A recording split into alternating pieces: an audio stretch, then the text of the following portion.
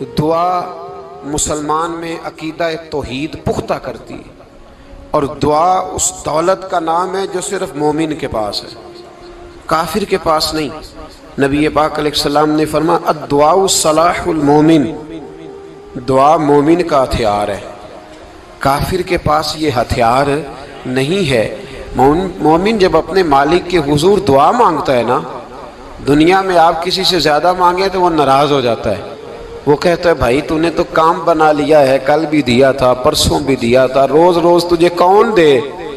میرے نبی پاک علیہ السلام نے فرمایا جو اپنے رب سے زیادہ مانگتا ہے رب اس سے زیادہ راضی ہوتا ہے، زیادہ راضی ہوتا ہے۔ اب دعا مخصوص اوقات نہیں دعا کے، فرمایا اذا دعان، جب بھی دعا مانگو گے تمہارا رب تمہاری دعا کو، جب بھی دعا تو دعا کرتے رہنا چاہیے، ہر وقت دعا میں بندہ شامل رہے، اللہ کے ذکر میں شامل۔ یہ جو قرآن مجید نے کہا نا یا ایھا الذین آمنوا اذکروا اللہ ذکرا کثیرا، اے ایمان والو اپنے رب کا ذکر کثرت سے کرو، وسبحوہ بکرۃ واصیلا، اور صبح و شام اسی کی پاکی بیان کرو۔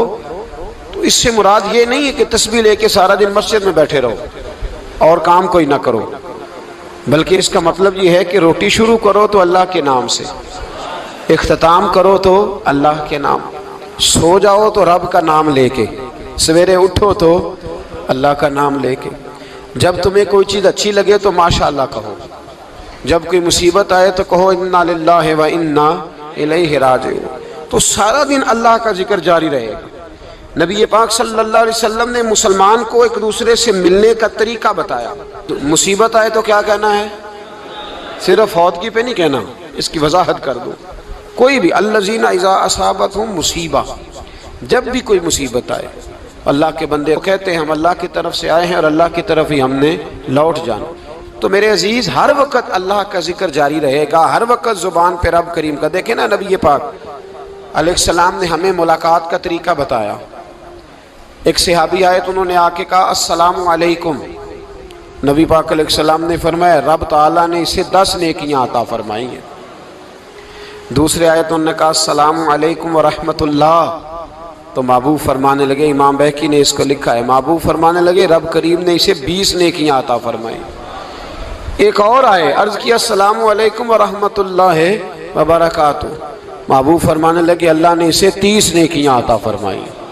اچھا اس کا مطلب کیا ہے؟ السلام علیکم، تم پر سلامتی ہو، سادہ ترجمہ یہ ہے کہ تم سلامت رہو، تم سلامت رہو، ورحمۃ اللہ وبرکاتہ، تم پر اللہ کی رحمت بھی ہو اور اس کی برکتیں بھی ہو۔ وہ کیا کہتا ہے؟ وہ کہتا ہے وعلیکم السلام، تم پر بھی سلامتی ہو، ورحمۃ اللہ وبرکاتہ، اللہ کی رحمت ہو اور اس کی۔ یہ جو مسنون دعائیں ہیں نا جو حضور نے ہمیں دعائیں سکھائیں ہر موقع پہ، ان کا کمال دیکھیے۔ اب ایک مسلمان نے آتے کہا السلام علیکم، اس کا مطلب کیا ہے؟ تم پر۔ اب وہ جھگڑا کرے گا اسے مارے گا، اس کا مال چھینے گا؟ اس نے تو آتے ہی کہا تم پر سلامتی ہو۔ تو جو سلامتی کی دعا دینے والے ہیں وہ جیب تھوڑی کاٹیں گے، وہ غبن تھوڑی کریں گے، ڈاکہ تھوڑا ڈالیں گے۔ اسلام نے لفظ ہی وہ سکھایا ہے کہ فرمایا جب تم نے ملنا ہے تو تم نے دعائیں کرنی ہیں ایک دوسرے کے لیے۔ اب ہمارے ہاں نئے نئے لفظ آ گئے، ٹیلی فون اٹھایا تو کہا ہیلو، اس کا کیا ترجمہ ہے؟ کون ہے؟ اس کا کیا ترجمہ ہے؟ جی جناب، اس کا کیا مطلب؟ ہم نے دیکھا بڑے بڑے سمجھدار لوگ السلام علیکم کی بجائے کہتے ہیں کیا حال ہے؟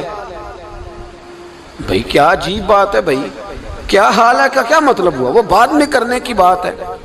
اور کچھ تھوڑا سا جو ادیب ہیں، جو بیچارے حروف کے پیچ و تاب میں رہتے ہیں، وہ کہتے ہیں آداب عرض ہے۔ وہ کیا ہوتا ہے جی؟ اسلام نے دعا سکھائی ہے السلام علیکم، یہ کتنی خوبصورت دعا ہے۔ جب آپ گھر کے اندر داخل ہوئے تو آپ نے دعا دی السلام علیکم، یہ دعا دی آپ۔ ایک صحابی حاضر خدمت ہوئے، عرض کی یا رسول اللہ صلی اللہ علیہ وسلم میرے گھر میں غربت رہتی ہے، کیا کروں؟ نبی پاک علیہ السلام نے فرمایا جب بھی گھر جایا کرنا گھر والوں سے سلام لیا کر، گھر والوں سے کیا کہا کر؟ السلام علیکم، جب بھی گھر جائے۔ یعنی گھر آیا، اب گھر والوں نے بتایا کہ ماچس کی ڈبیا تو لے آؤ۔ اب یہ دکان کونے پہ تھی گھر والے پہ، وہاں سے ماچس کی ڈبیا لے کے واپس گیا تو کہنے لگا السلام علیکم. پھر گھر والوں نے کہا ہو بتانا یاد ہی نہیں رہا، چینی بھی ختم ہو گئی ہے. تو یہ پھر گیا چینی لینے، لوٹ کے آیا تو کیا کہا؟ جب اللہ چاہتا ہے تو کہے، جب اللہ کے رسول چاہتے ہیں تو کہے. اس کا ترجمہ یہ ہے کہ تو کہہ، تو سلام لے. اللہ رسول چاہ رہے ہیں کہ تو سلام لے تاکہ تیرے گھر میں سلامتیاں ڈال دی جائیں. تو فرمایا سلام لینی ہے تو نے، اور ساتھ تو نے اس طرح کرنا ہے کہ 3 دفعہ سورۃ اخلاص کو پڑھنا ہے. امام قرطبی نے اس کو لکھا ہے. اس نے کہا حضور غربت بڑی ہے. غربت بڑی ہے تو کہ وظیفہ بتائیں. فرمایا جب بھی گھر جاؤ سلام لو اور 3 دفعہ سورۃ اخلاص پڑھو. وہ صحابی کہتے ہیں میں پکا ہو گیا. اب وہ کچھ دنوں کے بعد، کچھ عرصے کے بعد، کچھ مہینوں کے بعد واپس آئے تو صحابہ کرام علیہم رضوان فرماتے ہیں ہماری خواہش تھی کہ یہ کچھ بیان کرے، اب بتائے جو وظیفہ لے کے گیا تھا اس کا رزلٹ کیا نکلا.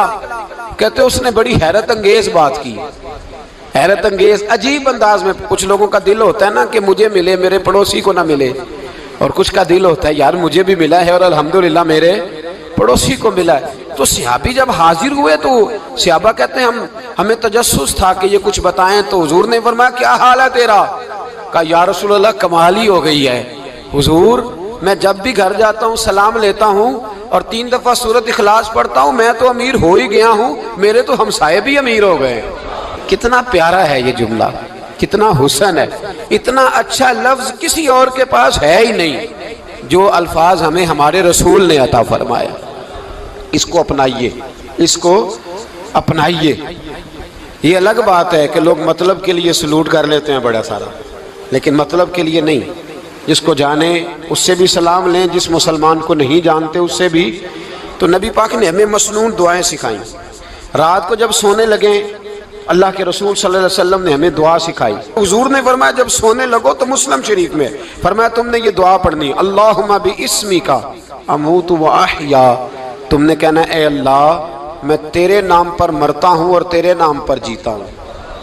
نبی پاک صلی اللہ علیہ وسلم نے ایک حدیث میں فرمایا کہ یہ جو نیند ہے نا یہ موت کی چھوٹی بہن ہے، یہ موت کا ایک حصہ ہے. جس طرح انسان سو جائے تو کوئی خبر نہیں ہوتی کیا ہو رہا ہے، بالکل وہ اٹھا ہے تو اس نے کہا ہو یہ کیا ہوا. سو جاتا ہے نا آدمی، اسے خبر نہیں ہوتی. اوہو میں نے تو 11 بجے اٹھنا تھا، یہ تو 3 بج گئے. اب اسے خبر نہ رہی. سوتے ہوئے لوگ چوری کر لیتے ہیں، بلکہ اس طرح بھی ہوتا ہے کہ آدمی نے گکھڑ اترنا تھا، وہ پنڈی سے آ رہا تھا لیکن وہ سویا ہوا تھا. آنکھ تب کھلی جب کاموں کی آ گیا تھا. اب اس کا اس پر زور ہے تو فرمایا کیا پتا اب تو کھل گئی کاموں کی، جا کے لاہور جا کے کسی جگہ پہنچ کے تو یہ بھی ممکن ہے کہ کھلے ہی نہ، نیند ہی موت کا سبب بن جائے. تو تو کہہ کے سو کہ یا اللہ تیرے نام پہ سو رہا ہوں. اللہ کس نام پہ سو رہا ہوں؟ یار اگر ہم ان دعاؤں کا حسن سمجھے مت اللہم باسمک اموت و احیا، یا اللہ میں تیرے نام پہ سوتا ہوں اور تیرے نام پر اٹھتا ہوں. گویا کہہ رہا یا اللہ میری نیند بھی تیرے فضل سے ہی ہے، اور اگر آنکھ کھل جائے تو وہ بھی تیرے فضل سے ہی ہے. کتنا اعلیٰ نبی پاک علیہ السلام نے انداز سکھایا. اور پھر بخاری شریف میں حدیث موجود ہے، فرمایا جب اٹھو تو کہو الحمدللہ الذی احیانا احیانا بعد ما اماتنا والیہ النشور. فرمایا جب تم سو کے اٹھو تو پھر کہو اے اللہ ساری تعریفیں تیرے لیے، تمام تعریفیں جس نے ہمیں موت کے بعد حیات دی. موت کے بعد فرمایا احیانا بعد ما اماتنا، ہمیں مرنے کے بعد گویا اللہ کا شکر ادا کر کے آنکھ کھل گئی. دیکھیں کس طرح اسلام مسلمان کو اللہ کے ساتھ جوڑتا ہے. فرمایا شکر کر، آنکھ کھل گئی. کہ یا اللہ تیرا شکر ہے تو نے موت کے بعد ہمیں دوبارہ حیات عطا فرمائی، یہ شکر ادا کرو. گویا تم یہ نہ کہنا کہ میں اٹھ گیا ہوں تو میرا کمال ہے، یہ نہ سمجھنا میں اٹھ گیا ہوں تو میں بڑا پابند ہوں، جب میں ارادہ کر لوں کہ میں نے 11 بجے اٹھنا ہے تو پھر میں اٹھ جاتا ہوں.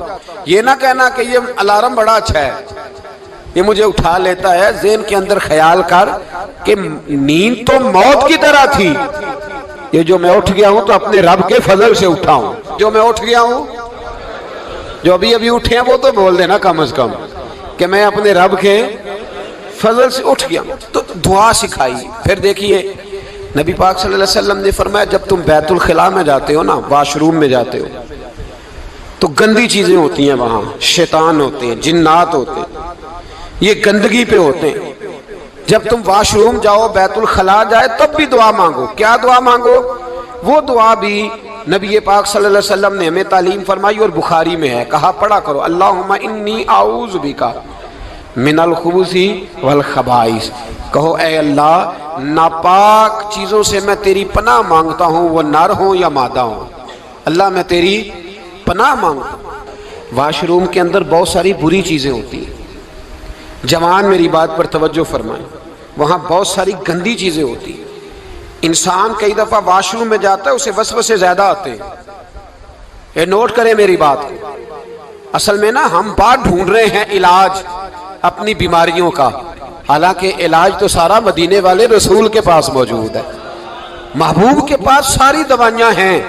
تو نبی پاک علیہ السلام دیکھیں نا، انسان واش روم میں جاتا ہے اسے وسوسے آتے، برے خیالات آتے، وہ گناہ کی طرف کئی دفعہ مائل ہوتا ہے، تو کہا تو دعا پڑھ کے جا اللہم انی اعوذ بکا، یا اللہ میں تیری پناہ مانگتا ہوں من الخبث والخبائث، ہر خبیث اور بری چیز سے میں تیری پناہ مانگتا ہوں، وہ نر ہو یا یار۔ کتنا عظیم دین ہے، کتنا عظیم میرے مصطفیٰ کریم کا وہ والا دین ہے۔ اصل میں اللہ کرے بی اے پاس بچے کو بیت الخلا کی دعا بھی یاد ہو جائے، ایسے یاد ہو جائے، اور اس کے ماں باپ سمجھ لیں کہ جوان ہو گیا ہے، تو اب ہو سکتا ہے اس کی طرف شیطان حملہ زیادہ کرے، اسے خراب کرنے کی کوشش کرے، تو لہٰذا اسے دعا سکھائی جائے تاکہ اس کو پہلے سے پتا ہو کہ میں نے اس بے ایمان سے بچنا کس طرح سے۔ اب آپ دیکھیے نبی پاک علیہ السلام نے ہمیں دعا سکھائی، مصنف ابن ابی شیبہ میں۔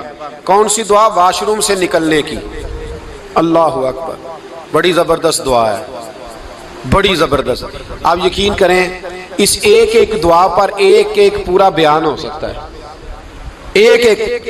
یہ اس لیے نہیں میں کہہ رہا کہ میں کوئی عالم فاضل آدمی ہوں، آپ کہیں گے کہ بتا رہے ہیں میں بڑا پڑھا لکھا ہوں، صرف یہ عرض کر رہا ہوں کہ اس کے فوائد پر، ثمرات پر جو اللہ تبارک و تعالی امت کو دیتا ہے، ان دعاؤں کی جو فضیلت حدیثوں میں آئی، اور پھر جو اس کے فوائد ہے، اگر اس پر بات کروں تو ایک دعا تقاضا کرتی ہے کہ اس پر پورا ایک لیکچر ہونا چاہیے۔ دیکھیے آپ واش روم سے نکلے، دعا کیا ہے؟ دعا کے لفظ کے الحمدللہ الذی، ایک حدیث میں لفظ ہے غفرانک، غفرانک، اے اللہ میں تجھ سے بخشش چاہتا ہوں۔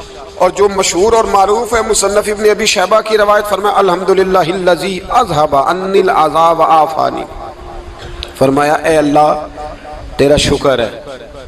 واش روم سے نکلا ہے تو کہہ رہا ہے یا اللہ تیرا شکر ہے، تو نے مجھ سے اذیت دور کی، وعافانی، اور تو نے مجھے عافیت عطا کر دی، اذیت دور کر دی اور عافیت۔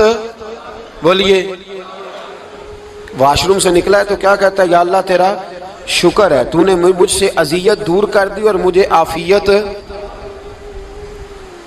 ڈاکٹر حکیم ہومیوپیتھک ایک چیز پر متفق کم ہوتے ہیں، پتہ ہے نا آپ کو، لیکن اس بات پر سب کا اتفاق ہے کہ اگر کسی کو قبض ہو جائے نا تو شاید 70 یا 72 بیماریاں لگ جاتی ہیں اس کو۔ اور جب آدمی کو قبض ہوتی ہے نا، پیٹ کے اندر فضلہ جم جاتا ہے، خارج نہیں ہوتا، اس کو اعصاب کی بیماری ہوتی ہے، اس کے ذہن پر اثر ہوتا ہے اس چیز کا۔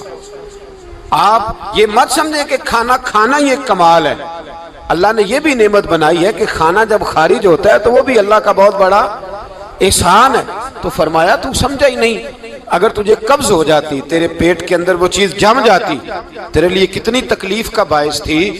ان لوگوں سے پوچھئے جو اس کے بیمار ہیں، اس کے مریض ہیں، وہ کتنی تکلیف میں رہتے ہیں، سر میں درد ہوتا ہے، سر چکراتے ہیں۔ ایک بہت بڑا روڈ ایکسیڈنٹ ہوا تو ڈرائیور سے لوگوں نے پوچھا کہ مسئلہ کیا ہے، تو کہنے لگا میں قبض کا مریض ہوں، تو میں کھانا کھا لیتا ہوں تو میرے ذہن پر وہ اس قدر زیادہ گیس کا غلبہ ہوتا ہے کہ میں سخت تکلیف میں ہوں۔